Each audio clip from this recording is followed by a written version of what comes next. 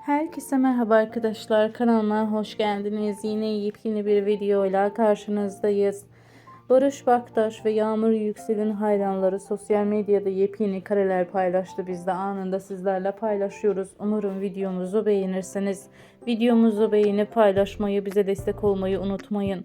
Bir sonraki videomuzda görüşürüz. Hoşça kalın, iyi seyirler, sağlıkla kalın, mutlu kalın.